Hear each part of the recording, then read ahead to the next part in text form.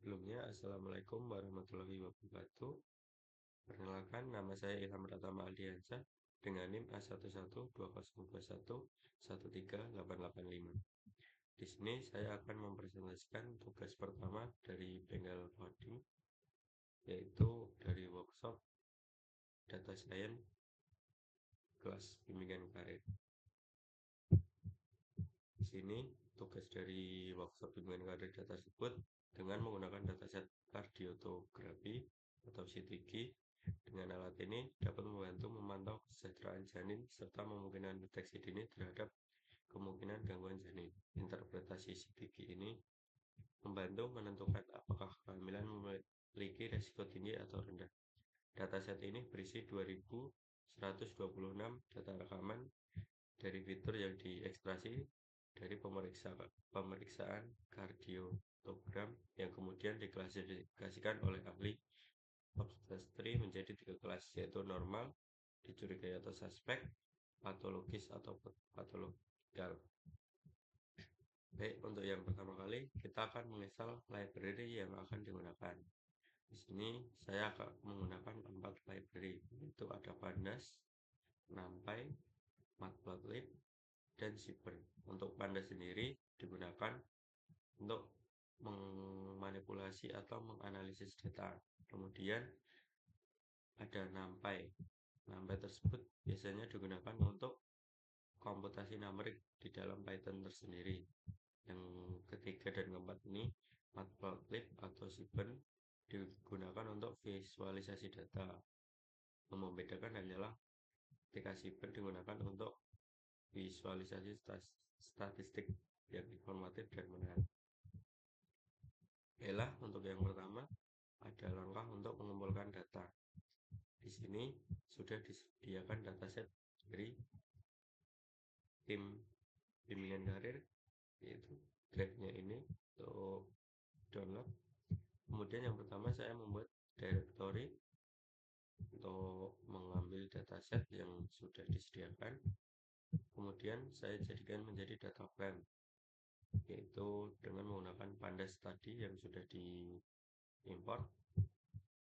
Dan ini visualisasi 5 data teratas dari perintah df.get, 5 data teratas dengan 22 kolom.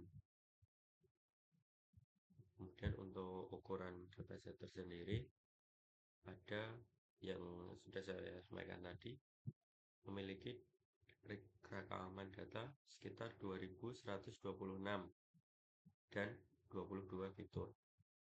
Kemudian langkah yang kedua menelaah data.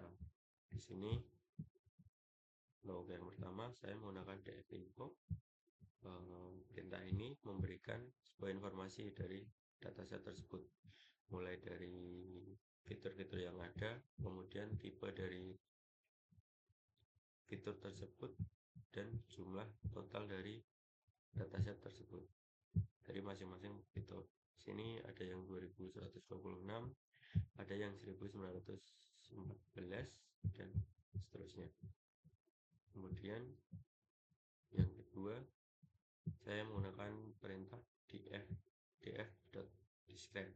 Df sendiri tadi data frame. Describe tersendiri memiliki perintah untuk memberikan informasi statistik yang terdapat pada data frame.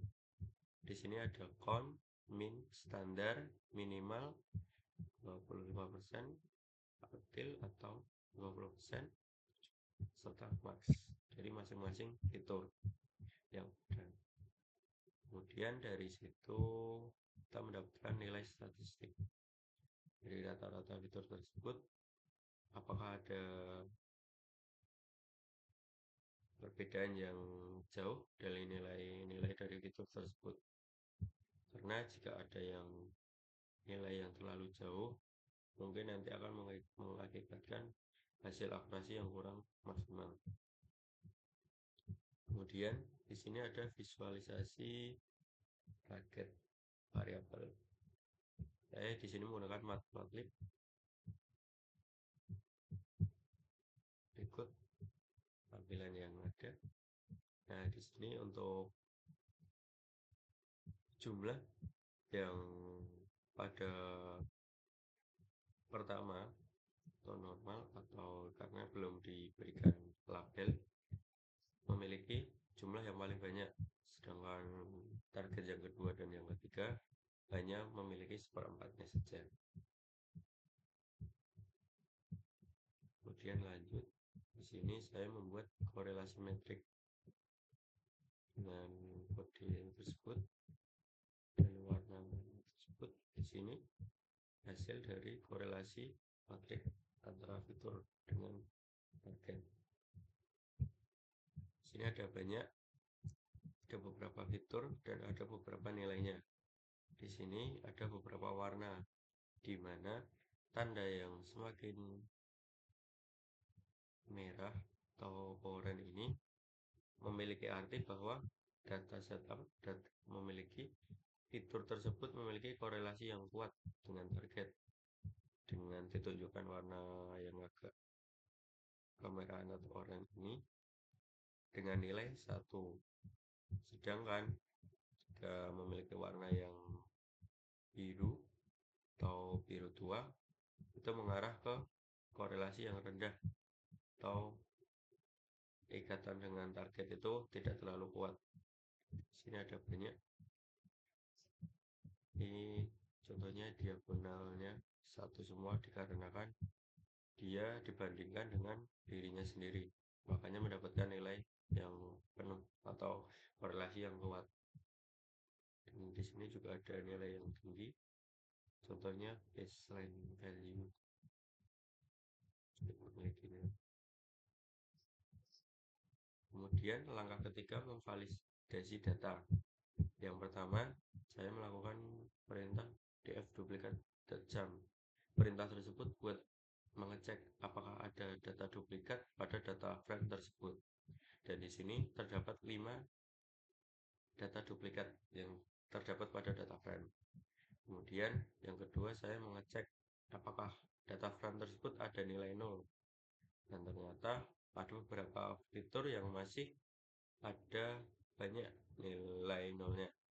Di antaranya fitur uterine contraction, kemudian problem acceleration, histogram mode, histogram variance, dan histogram tendency.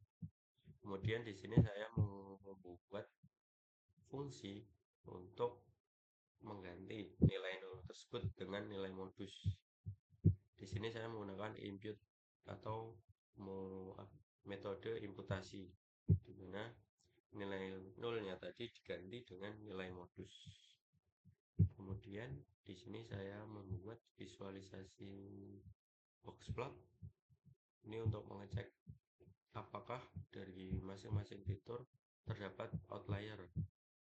Nah, dari visual tersebut ada beberapa fitur yang terdapat outlier, di antaranya yang ditandangkan dengan titik bulat ini yang di luar garis batas kuartil dari masing-masing fitur.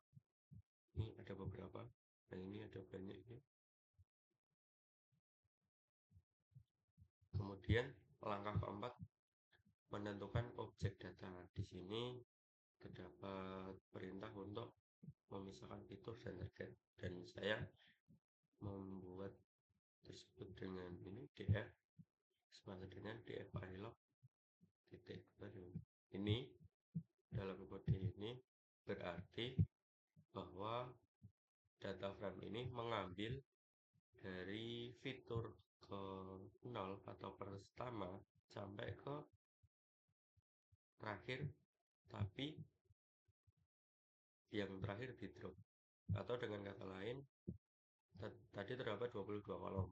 Dari kolom 1 sampai 21 itu diambil, dan kolom yang terakhir atau kolom 1 terakhir itu di drop.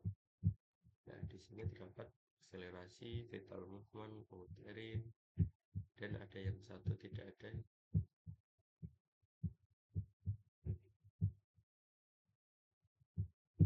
Kemudian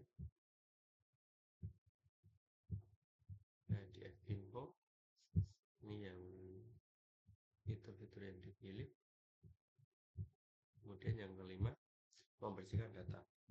Pada tahap ini karena tadi ada beberapa fitur yang nilai nolnya ada banyak.